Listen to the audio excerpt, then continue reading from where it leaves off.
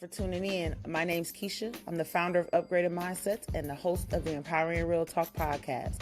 Since you are tuning in, let me tell you, expect unfiltered dialogues on relevant topics designed to help unlock effective personal, professional, and entrepreneurial growth. The Empowering Real Talk podcast will encourage you to implement any necessary steps to activate and achieve greater success on any and every level. Listen, in order for us to grow individually and as a whole, these conversations are necessary. I appreciate your support. Let's get it. What up, y'all? Welcome back to Empowering Real Talk. It is your girl, Coach K, and I am back with another dope session, baby. Listen, before I get started, please do me the honors. If you are listening on an audio platform, then make sure you favorite Empowering Real Talk on your favorite streaming podcast platform.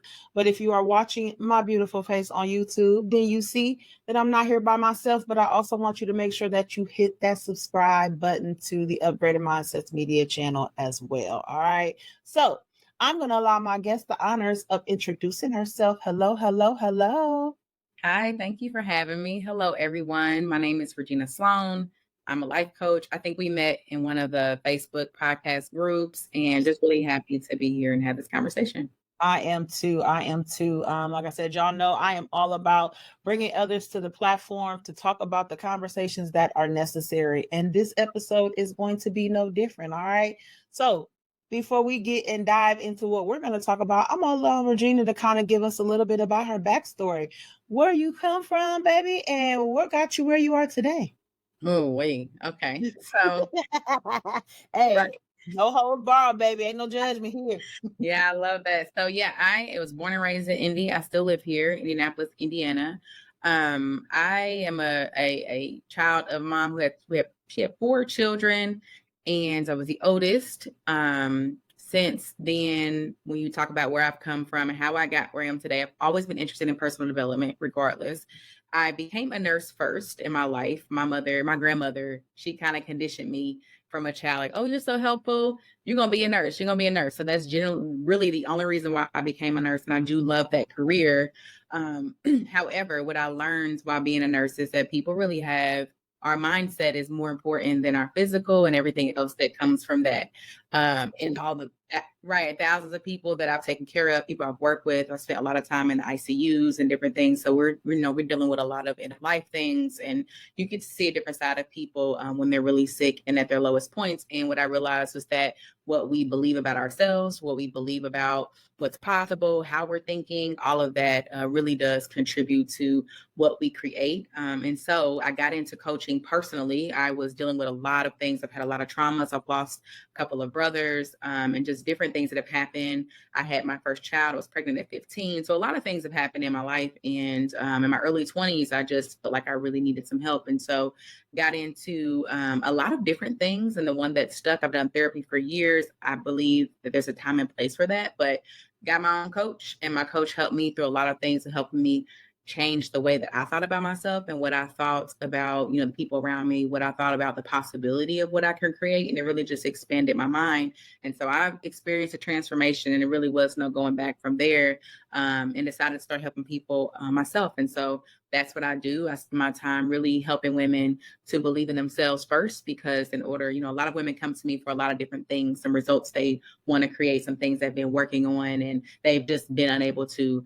But what has to happen first is they must believe in themselves. And so that's the foundation of what I do. And then you sprinkle in all kinds of things. I know we'll be talking about that today, but the way we think about ourselves as women, what we think we should be doing versus what we want to be doing.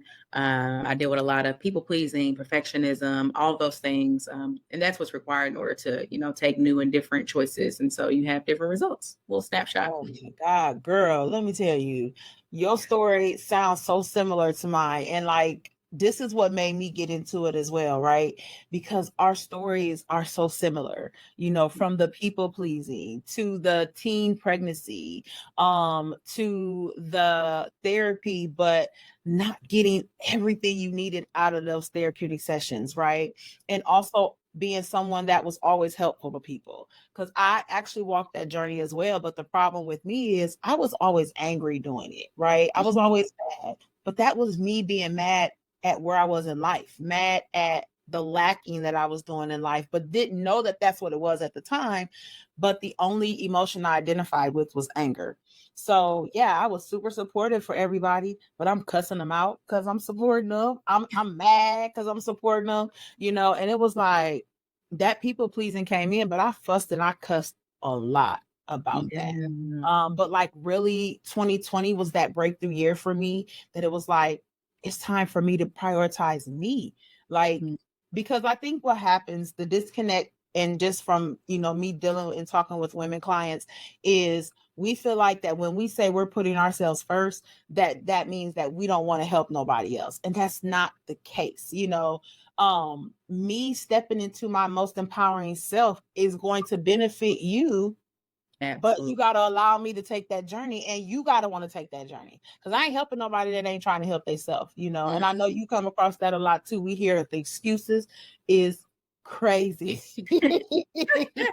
Yeah, I think I'm 100% because I think that it's really hard to, man, we could talk about this all day long around how, whatever you're raised in becomes your belief system. It doesn't Yes. matter if it's right, wrong, healthy, unhealthy. That becomes really what you believe about the world. And then there comes a part where we then conform in many different ways from childhood up, and it works because it helps us survive, to be safe, Right. those kinds of things. But then there's a part where it works until it doesn't. And so, however, like, oh man, I'm doing this, and you see yourself doing the things, and it's not helpful, it's not healthy for you, it's not helping you create what you want. It's that change can be really hard because of that belief system we have around things being a certain Right. way, and having to really address that. Yeah. And I call that outdated thinking, because that's really where, I focus on a lot. And that's where everything starts with the mindset. The mind is where everything begins. People hear me say that all day. It don't a day go by where the word mindset is not in my vocabulary. It's not in a sentence that I'm saying something, because there are so many outdated thinking methods and patterns and processes and cycles that we have dealt with over the years. And I love the word you said, surviving, because those are things that we have done to survive. But when you are ready to get out of survival mode, you're going to have to leave those processes that helped you survive in the back. You're going to have to leave them behind. And it's Yep. time to create new methods, and stuff like that. When it comes to that, and like you said, we deal with women all day, every day. What do you think like the biggest struggle is when someone's coming to you and saying, hey, I'm struggling, I don't know how to do this? Like, what is probably one of the biggest things that you deal with as a coach? Yeah. I think it is people's, I would have to say, one, I think someone coming to want to change takes a lot. First of all, when people reach out to us, It right, does. ready to move forward, it takes a hell of a lot to say, hey, I need help. And I'm willing to invest my time, energy, and money into getting that help. Right. And so that right there is the hardest part to get started. And then when I think on the consults that I have, and then when we get into the work, it really is around the negative emotions that come up that you must be able to welcome in, feel, understand, allow. And we spend, most people, women and men in general, we are taught from childhood that negative emotions are a bad thing, that we need to get rid of those. And so I think being able to feel those while you're changing, because it's not, oh, I want to change this thing, and you go change and it feels good. Being Right. able to feel that, allow that to happen and still change. And that's why I think it's so important, if at all possible, for people to have support. So it's so many things that come to my mind, but I truly believe that's the hardest part, because in order to change, you have to do something different. And Ooh. we have that primitive part of our brain that wants us to stay the same. So you have to be able to overcome that in order to do the change and apply it. Oh man, I love what you just said, because it's true. Like, you have to be ready to put work in. I think we have this false sense of thinking that we can just flip a switch and everything is going to, and it kind of go, and I kind of want to reference like New Year resolutions, right? Because all year long you've been in this default state of mind, but you feel like miraculously on January 1st you about to be able to make these grand changes, right? And that's really because that's what we have been programmed to believe. That's what has been pushed to us. The narrative has been pushed. So it's like, you're not going to make those changes on January 1st, you know? And I had to come into that, because now I don't even make New Year resolutions. I will make a resolution on July 15th. You feel me? I'll make a resolution on October 13th, because whenever I decide that there is something new that needs to happen for me, I'm not going to say, oh, I'm waiting, because you clearly know, those that are saying, hey, I'm going to go to the gym starting January 1st. It's October 15th. Why you ain't going to the gym on October 16th? So you're going to wait another 2.5 months, because that's how we were programmed, and that's a conditioning thing. So, like, getting out of those outdated thinking processes, it takes a lot of work. But one thing that I also tell too is that there has to be something to replace the habit, right? The old habit. We want to say we're going to stop doing something, but if there's nothing in that place, we already know we reverting right back, because it's a default for one, but for two, there's nothing to replace that. Yeah, I You know think what I'm saying? Go ahead. that really goes with the story that we believe about ourselves is what I think Yes. of while you're talking about that. Like if I'm somebody that every first, and this is, you don't know this is happening, but subconscious, Mhm. right? Like every first of the year, I got my stuff together, I'm getting going, I got all these new things, and then I go with it for 2 weeks and I fall off. Like that's who I believe I am, and that's Yeah. how it changes. So it really is like, well, who was I? And I always do a lot of like future evolved self. Like your high, everyone has that future Right. evolved selves. Like how does she operate? How would she show up? And I love what you mean about saying, okay, it's October 15th. I'm gonna go start working out in January. Why not tomorrow? Then that really is like, it's fun to plan. It's fun to have these grander ideas. That feels so good. And it doesn't exert any energy. It doesn't exert Right. us having to do new things. Because going to the gym tomorrow, that's a real deal thing. And there's a negative emotion when it's time to get up and go. Like, oh, I don't feel like it. All kinds of negativity happens, and being able to Yeah. push past that. So I 100% agree. Absolutely. And especially us as women, right? And I kind of want to touch on this for a little bit, because we will put our needs and our wants, because I'm going to say wants and needs too, because it's okay to want things, yes, we need things, but it's okay to want. As women, we will put our wants and needs on the back burner for the sake of saying, oh, I got to make sure that this is straight. As mothers, we're both mothers, we are both daughters, we sisters, whatever else. But like, I spent years doing that. I spent years being the nurturer, but putting my own emotions on the back burner, emotions, feelings, what I wanted to do, like everything on the back burner. Do you hear that a lot with women saying, oh, I want to make changes, but I got kids, or I want to make changes, but I'm taking care of this person. I'm taking care of my mom, my dad. Like, do you hear that a lot? Absolutely. I definitely do. And I think that when you think about that, what I like to think of is what we think is getting in the way is the reason we need to be doing it. Mhm. Around, oh, I don't have the time. That's why you need to make the time. I don't have the That money. part. That's why you need to make the time and invest your money. Whatever is getting in the way for us. And it really starts with, it's again like that. It's hard because you're making a decision, you want to change, but then it takes that brain that's causing the ruckus to then decide to change, to do the thing. So Yeah. you have to be, there's a certain level of discomfort that happens when we make new and different decisions.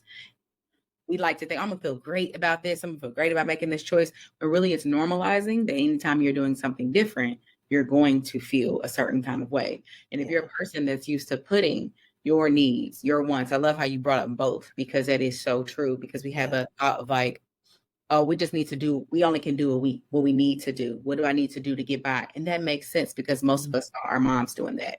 Yeah. Most of us, saw our moms there was no needs in wants. There was, I need to work, I need to put food on the table. And let's not even get started with what we really need is to know how to manage and feel our emotions. And we Come didn't on. see that happening. And so how do we do that? So it's like in the moment when you talk about coming like, oh, I got this going on, I got that going on. It makes total sense because that's why you are where you are. There's like no judgment there. It just helps you to have the awareness like, oh, okay, I Yeah. keep saying, but I got this, but I got that. That's why I continue this cycle. So being able to have a yes and, like, yes, I do have kids, I do have responsibilities, and my life and their life is better for me taking care of myself. Right. Yeah. And for me, I think that starts with the belief we have around getting away from our kids, having a long time, managing our emotions, learning this, having wants and exerting those to the people around you, setting boundaries. Like the way you think about that. If you think that that's wrong, it's selfish, of course you're never going to do it. So it's that small practice every day. I like to ask questions to myself, and I have my clients do this as well. Like, okay, if you thought that it was okay to do that, how would you operate? How would things be different now? Like really just thinking about, oh, if I was a person that thought it very important that I had Mhm. boundaries, then what would I be doing? What would I say here? And it helps you to kind of like get into that imagination, that creativity, because our brains know the answer to everything we ask it, to be open to exploring that. Girl, you said a word, baby. You said a word. It's like we have to be able to create the new reality that we want, um, especially as mothers, because the first thing we say is we feel like a failure if our child feels like that they're not being accommodated to. But Mhm. we all know we'll spoil our kids to death. You know what I'm saying? So I love what you touched on as far as feeling the negative side of things too, because I am big on that. I definitely used to feel that way before I started my coaching journey and whatever else. But like the process of not embracing the negative side, right? But now I tell them, yes, we're going to embrace it. We're just not going to stay there. We're going to embrace it. We're going to feel it, whatever you got to do to get it off at that moment or whatever else. And we're also going to put practices in place for you to be able to do that continuously, because we are supposed to feel those emotions, and as women in our nurturing state, when our kids are upset, we're going to be upset, but Mhm. it is okay to be upset. And it is okay for you to say, hey, I got to take a step back for a second. I seen a video on TikTok a little while ago, and it was a girl. She was sitting outside, and her son, I think it was her son, he was probably like 2 or 3, and he was inside of the glass just crying his eyes out. You couldn't hear him, but you could see it in his face. And her caption was like, when you just need that moment and you just got to say, oh, well, it was something to that degree. But basically, the gist of it was he was going to cry anyway. So she stepped outside and allowed him to cry, but she seen him. She had her eyes on him. But baby, I'll let you cry. And I think that was very significant in its message, because as women, we can't control everything, ladies. I know we want to. I know we want to be able to have control over 100% of the things that's around us, that's going on with us, but sometimes we can't. And I really want us to understand that it is truly okay for Mhm. you not to have control in that moment. It's okay to not have that control. Ooh, I'm girl. thinking so much that you said from that. Like the first thing when you talked about like our children and we wanted to be at their beck and call basically, and like, Mm, they thinking that. I like to also think of, especially if you're raising, I think boys and girls alike, but especially as women raising girls, especially, and even boys, for them to see that for their, mhm. if they're going to date women and marry women and all that, like for them to see how that the importance of her having her space.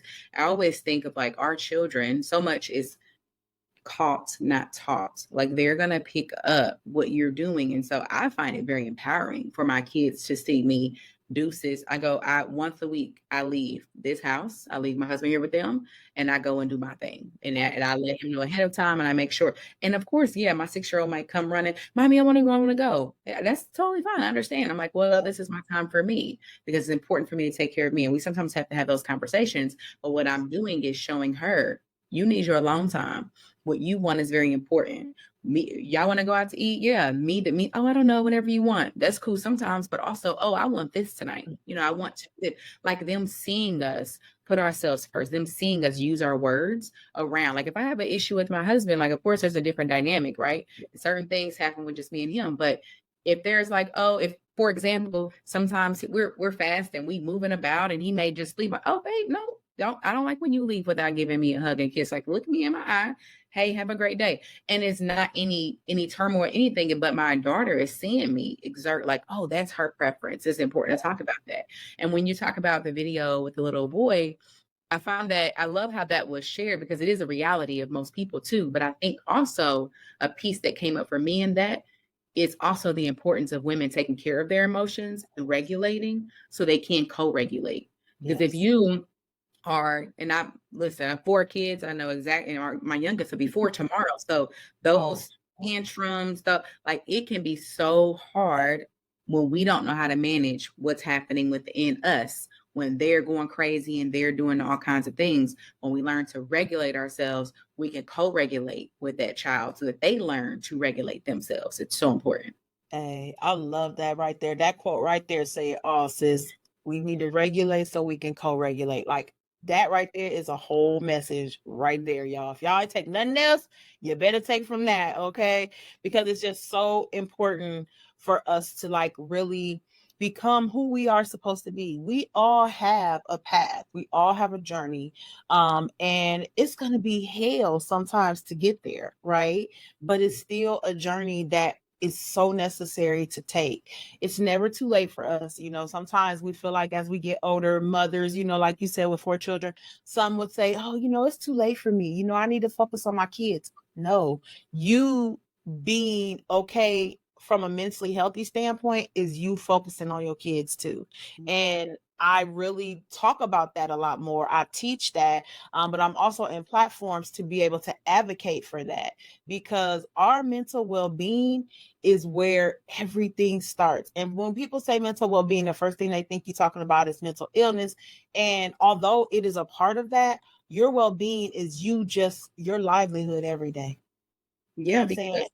that is so important because when you think about it, when we talk about mindset, I would have to agree because what you're thinking, that's our mindset is like, what are we, when we are just monitoring ourselves? So we have over 60,000 thoughts that come in our mind all the time, Hey, baby. right?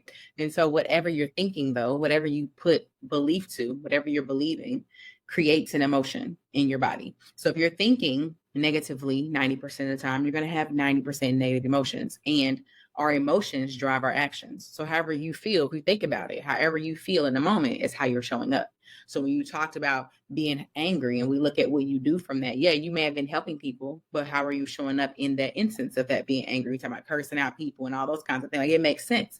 But that was the energy that was there, frustration, resentment, all kinds of things that might be coming up. So when moms are thinking, oh, it's too late for me, I need to worry about my kids, how much of that really is true? Because they're seeing, if you're not taking care of your mental health, so if you are 90% negative and you're spinning and all that, you know, the resentment, the irritation, the frustration, sometimes we don't even know what's wrong with us if we've not done this work. There's no way you're going to create a nurturing, happy home for your kids. It has to start with you. You, it's not a fake it till you make it when it comes to emotions and thinking. They're going to drive everything you do. Man, ain't no more faking it till we make it, y'all. Like I know that we have this strong woman stigma, and I personally don't call myself strong, because when you say strong, people automatically default and say, "Oh, she don't need no help because she's strong." No, I do not identify as that. I teach my clients to no longer identify as that. Strength and strong are two different definitions. Do I have strength? I absolutely have the strength to continue going to become the best version of myself. Am I strong?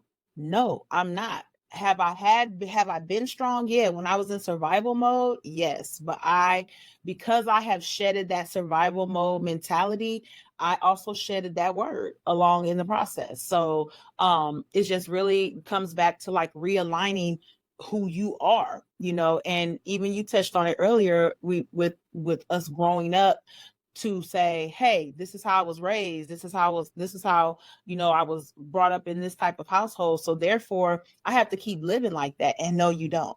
You know, whether it's religious beliefs, whether it's the value systems that you have to evaluate that now and say, is this still alignment? Am I struggling right now with this? Even when I think about it, how do I feel about it? What is the emotions behind that?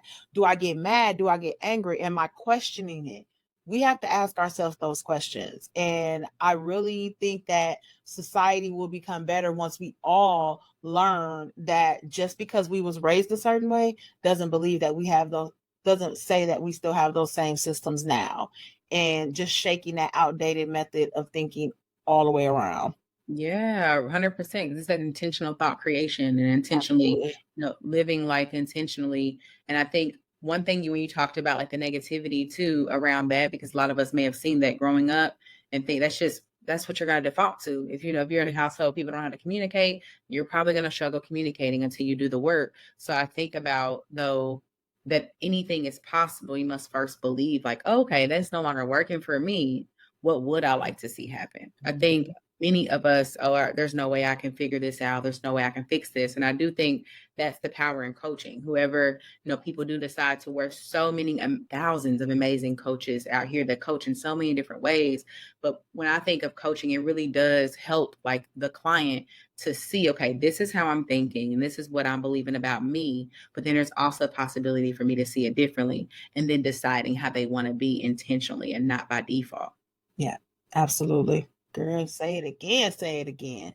So like give the listeners just a little insight on how you begin your process. If someone comes to you and definitely wants to, have you as their, coach and things like that, kind of tell us how you get started with that. Yeah. So first, because I like to invite people into my world, there's so many different people, so many different coaches, and I love how we can coach per personality, right? You can have a coach on all the same exact thing and it not be anything alike. And I really love Yes. that. So I invite people to my space first. I am on Facebook, Regina Sloan Coaching. I'm very active there. I'm very active on Instagram, and that's at Your Mindset Nurse. And then I also host free monthly workshops. They're free for everyone. I talk about these kinds of things. I have a topic each month, depending on what it is. And we go for an hour and a half, and I teach on that. They walk away with a plan. They know exactly. I give it all in those workshops. So it's a fun way to kind of see what working with me would look like. If someone is already looking for a life coach or they like what they've heard so far, I do a consult with folks. You can email me at info@reginasloancoaching.com, or you can message me on any of those platforms. And if it's aligned, we'll talk about, time, energy, and money investment. I love that. I love that. And I love that too, because I think it's important, especially as coaches, that we do have those spaces. It's not about us always trying to get a sale. It's not us always trying to get clients. But also I think it helps us too, sis. And I don't know about you, but it definitely helps me to have those spaces and to be able to pour into others and to talk. So to be able to be in that space and to be able to say I am on a healing journey, it is so dope. But then also it's fun. When we walking in purposes, it's not a job to us. You know what I'm saying? And I can clearly tell that you love what you do. And I love that. Like I love how you glow just talking about, how you are helping people, on your platforms and stuff like that. So if final words, like what would you suggest to somebody who may be kind of going through some of the things that we talked about in today's episode? Yeah. Final thoughts? Yeah. I think that one, to really pay attention to what you have in your ears and what you're watching. There's a concept in coaching like buffering where because we don't like what's happening, can kind of veer off and do other things to keep our minds off of that. And so that's when we go into over scrolling, overeating, over shopping, over whatever. But the first thing that helped me, and it still is that I really do. I'm very intentional about what I'm listening to, what I'm watching, what I'm reading, whatever the case may be, because what you are bringing in, you're filtering out, right? You're filtering in your mind, and that becomes what you can think, what you think is possible for you, what you believe. When you're listening to people, podcasts and episodes like this, I also have a podcast called She Can Achieve, if anybody's interested in that. But when you're listening to this kind of stuff, it's like as you're listening, your brain is picking up. You're at a higher frequency. You're picking up like, oh, and you're hearing things. You're like, damn, it might be possible for me. And then you listen to something again that says that, and like, oh, dang. And then you also see that whoever it is you admire or look up to, or whoever you're listening to, they all have a story. So then it helps your brain to see, oh, this can be me too. Oh, they've been where I've been. Yes. There's so many people that have gone through the trenches, and they didn't allow that to hold them back. And so I think first is monitoring, what you are listening to, what you're reading, what you're putting your time and energy into. And then really take a moment. I really try to take a few moments a day, like to really just, what is it that I really want? And are my actions aligned with that? I want to feel better about myself. But what are you doing like day in and day out, right? In the present moment, not about the past, not about tomorrow, but what are you doing currently? I think if people focus on those things, and listening to things like this, There's so many different world of podcasts, YouTube. I mean, it's an endless amount of positive things we can be listening to. You're going to then elevate your thinking, which then will drive you to go and get the help that you need. If you're struggling on a certain thing, for sure. Yeah, the cycle is so real, y'all. You have to be ready to create your new cycle because Yeah. your cycle is not going to be the cycle that you had 5 years ago, especially when you want to grow. So I love that. Great advice. Great advice. Everything that she listed, y'all, as far as all her links, her podcast details, her social media platforms, all of those links will be in the podcast description notes. So I will definitely make sure that you guys have immediate access to that. Regina, it has been a pleasure, sis. I am so glad that you've come on, drop some empowering real talk, and I definitely know that the listeners are going to get some great value from that. I so appreciate you being here.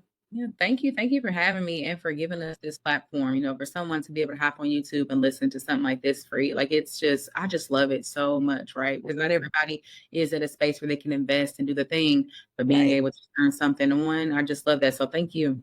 Oh, absolutely. Thank you. I appreciate that. All right, y'all. We out of here. Y'all know where y'all can find me at. Again, if you have not subscribed to the channel, subscribe to the podcast on your audio platforms. Listen, y'all, these conversations are necessary, okay? And I'm going to continue to do what I got to do to make them available to y'all. All right. So I'm out of here. Stay dope, stay focused, stay empowered, baby.